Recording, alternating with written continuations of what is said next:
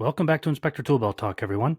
Today we're going to talk about a subject that has been heavily requested in a couple of different forms. Some have just asked for a list of books that I read as a business owner and as an individual inspector. And then I've also been asked many times, what should I do on my quote unquote office day? So, especially throughout this season, you've probably heard some of our guests mention it, you've heard me mention it.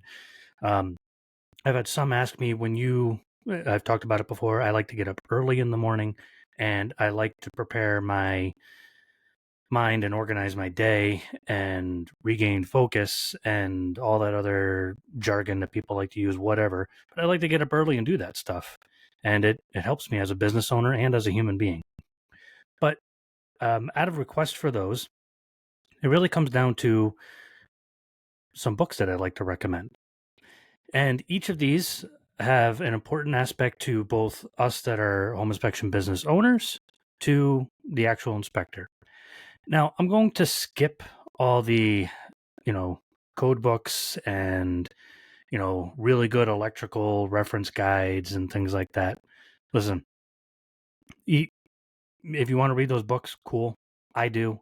I'm a huge dork. I love that kind of stuff. But this is more about what do we do on the office day? What do we do when I get up early in the morning before I go out on an inspection? Things like that. These things are very important because oftentimes we're missing out on some very important skill sets that we could be honing. For instance, imagine if we were a mechanic and we got all of our mechanic ability and skills through 20 years of working on cars ourselves. Great, awesome. But you know what would make us a better mechanic? Is if before we started each day, we read a book about our trade. We read a book about mechanical engineering. We read a book about how cars work together in integral parts and things like that. When we would go to work, we'd probably be a lot better mechanic, and we will probably get paid more, have a better job, all that other good stuff. So fine tuning our skills is important. And the skills that are often lacking in our industry are soft skills. I know thousands of inspectors, and I have helped hundreds, if not thousands, of inspectors personally. Where we always lack is almost never in the technical knowledge. There's always going to be a home inspector that, lacks in his roofing knowledge or lacks in his electrical knowledge and yada, yada, yada. But across the board, where we lack is how to work with a client, how to deal with a difficult circumstance, how to see those things coming and avoid them to begin with. And the list goes on. We talk about it a lot on this podcast. So we're going to talk about some things that help us become a better business owner, but more importantly, a better inspector in the long run and in the short run. So here's my number one favorite book that I think every inspector should read because it has changed how I do business and has made it infinitely better. It is called The Laws of Human Nature by Robert Greene. So it's uncomfortable to read at parts because some of it is a little bit irking because we all know somebody like each chapter of the book, but it goes over the fact that we need to step back and instead of being upset about situations, upset about people, upset about this person doing something nefarious and everybody turning a blind eye or whatever is happening, and helps us to step back and say, okay, what societal or psychological profile does this person fit? And it'll use many different examples, and some of them are highly, highly attuned to owning or running a business. Like one of the last chapters, I believe, I think it's the third to last chapter, talks about John Rockefeller and Standard Oil. One of my favorite subjects. That guy was an enigma upon an enigma and became the world's first billionaire. And hypothetically, with inflation, he could quite possibly be the richest person who ever lived in modern times. And he just started out as some bookkeeper. Crazy story, but it talks about the psychological effects and the societal effects on things. More importantly, it'll help us to understand people better and to observe them objectively, which man, that has helped so much in business and on an inspection or whatever. You can step back and start to look at people in a more objective way, say, okay, they're freaking out. And then all of a sudden we realize, oh, I'm not taking any personal offense to this. I'm watching it like I'm watching a nature documentary and responding in the best way possible. It's pretty impressive. So, The Laws of Human Nature by Robert Greene. You want to be a better inspector? By dealing better with people and situations and even avoiding. This has helped me avoid so many bad situations, even avoiding bad situations, working better with other inspectors, with your employees, with your employer, just as yourself as a single man show. This is a great book. I keep it on my phone as a reference guide. Second one is my second favorite book. And interestingly enough, I always quoted this book all the time without realizing it until someone else recommended, just read the whole thing. It's Sun Tzu's The Art of War. We're actually going to have a podcast on it. I tell you what, when you view every situation in life, not as quote unquote war, but basically some sort of interaction, these principles apply. This book is hundreds and hundreds of years old. There's a reason why some militaries have it as required reading. And even in the US, while it's not quote unquote required reading, it's what they call expected reading. Like, you got to read this, dude. So The Art of War is basically small passages, and it's a quick read. So the first book I gave you, The Laws of Human Nature by Robert Greene, spend some time on that one. That one's going to take you a while to read. That's not a huge book, but it's something you want to spend some time on. The Art of War, if you read through it, the original copy, not the extrapolated, and they have expanded copies. Get the original copy, in modern language, that is, because it's written in Japanese, of course. But it's just one verse, and then the next verse, and then the next verse, and then sometimes I'll read the versions where they'll connect points. So, for instance, one of my favorite principles from Sun Tzu's Art of War is you don't make the opening, your enemy does. And I'm paraphrasing. So, in other words, when there's someone on the market that they're just dominating, we oftentimes say, well, I need a more aggressive campaign, or I need to somehow get their clients, or I need to somehow figure out what they're doing. It has helped me to not waste a ton of effort doing that, because all you're doing is wasting troops, so to speak, energy, resources, all that stuff, attacking a fortified city. Because invariably, our quote unquote enemy, competitor, we shouldn't view them as an enemy. This is just an analogy. They will create the opening for us. They're going to leave the gate open on accident. They're going to not repair a section of their wall. They're not going to see an invading army coming from the other side, whatever it happens to be. The analogy goes on. Our enemy is going to make the opening for us. I tell you what, I saved so much time and money and had so much success doing that.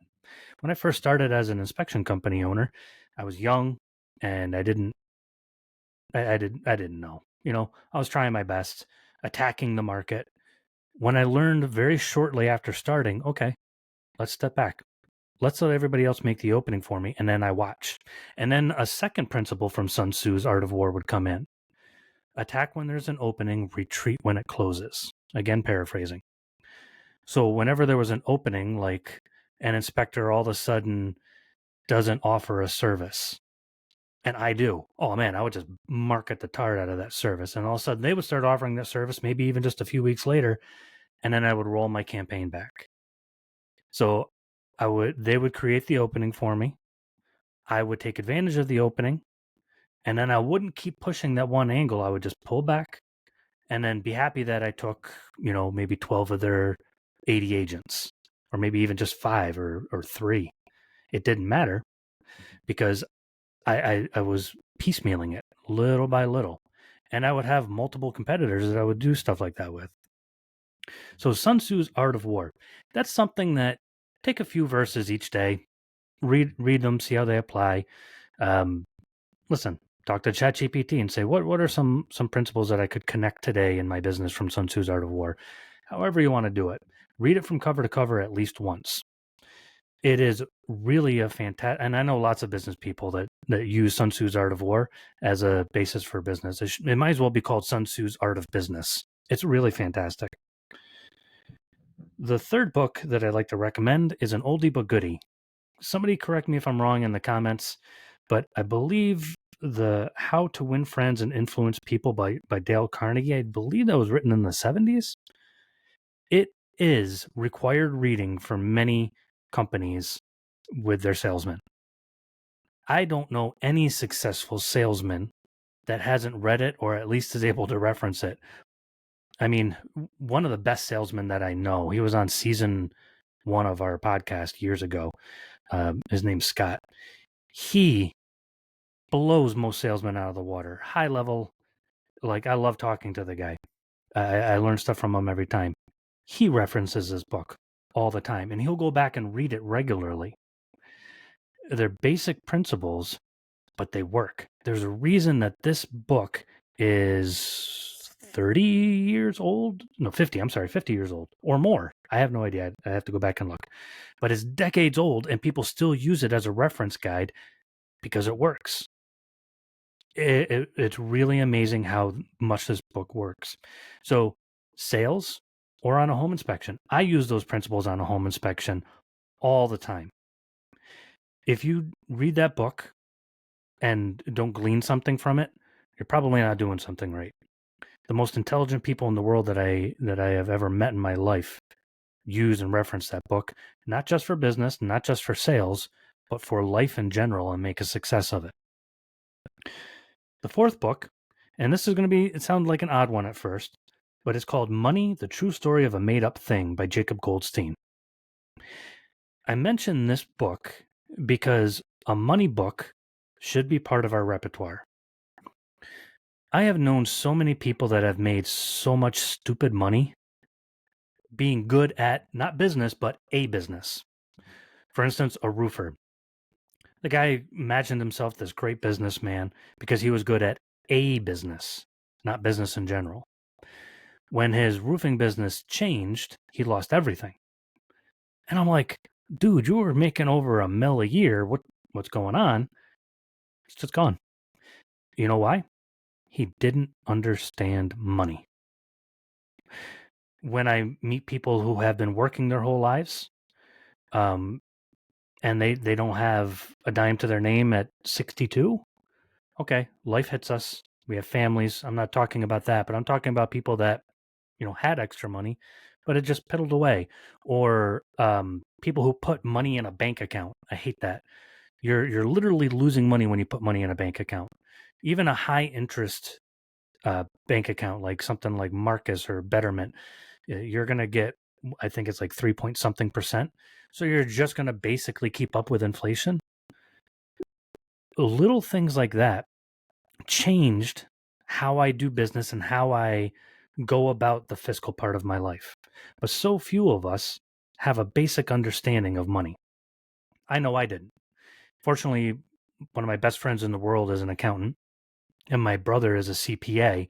And over the years, they drilled it into my thick, dumb head of what this means. Of, don't pay that off. Make sure you do this instead. Now pay that off and then do this. And eventually I'm like, oh man. So I went back and I started to get a basic understanding of money. And one of the basis of that is understanding fiat currency and how it's pretend. So it helps us to understand where to put things. And I'm not talking about, well, I don't have hundreds of thousands of dollars sitting around. I don't care if you have $20 sitting around or 20 million sitting around. There's important things that can really give us an edge in life, money-wise, and also in business. Especially if we're business owners, it's important. Understanding money, the basics of it. I really wished I had taken a year of accounting, a year of fiscal, some sort of education, so I understood this younger. Start with that book. It's a starter book, so it's not going to change your life, but it is a starter book. Read it all the way through, and then go back and start learning everything you can about money. Do the math. If we are 20 years old and we put away the amount of, a few lattes a week and compounded interest over the years, yada, yada, yada, it blows my mind every time I see it. So That book, Money, The True Story of a Made-Up Thing, great introduction, quick read, super quick read. And we don't need to be a financial genius. I know I'm not one. So the last book I'd like to recommend, I have recommended it on this podcast before. It is really a critical book. If you were to take any two books just to make business a little smoother, just to make our inspections go a little bit better, I would read the first book, The Laws of Human Nature by Robert Greene, but this book, Influence, the Psychology of Persuasion. I'm going to repeat that. Influence, the Psychology of Persuasion. And I always pronounce the author's name wrong, but it's Robert Cialdini, I don't know, Cialdini, whatever his name is. Writes a fantastic book. This helps us to deal with people in life, make better business decisions, help us to raise our prices to elevate our business. Just helps us to have a better service. If we're a business owner, our inspectors should read this book because it just makes them way better at making people happy. It's just a fantastic book. So, if you want to know what I wake up early and do, besides research and reading all sorts of crazy stuff, I'm just wild that way. I'm not a normal person. I'm not fun.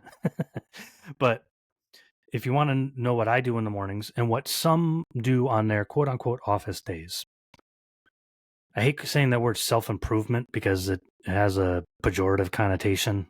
Kind of sounds like we're going to be some guy that says entrepreneur in their biography, standing outside of our friend's Maserati with a suit on her shirt unbuttoned halfway down our chest. That's not what I'm talking about. I'm talking about honing skills. So if we like to read or don't like to read, I personally do not like to read. I do like to learn though, and I gobble it up. Turn on an ebook, listen to it. Don't do other stuff. Focus on the information. Learn. When you hit a book that you're like, this is really good, don't listen all the way through. Stop at the points where like, that's a good point and practice that one skill. Then go on to the next skill. The more we do that, the better we're going to get without even realizing it. And we'll find ourselves quoting those books and honing those skills. And I know for me, like 2, 3, 4 years down the road, I'll be like, oh, this major part of my business I got from something that I learned from that book, and I honed a skill. So take some time, read a book. These are the 5 that I would recommend. Thank you very much, and we'll look forward to talking to you again on Inspector Toolbelt Talk.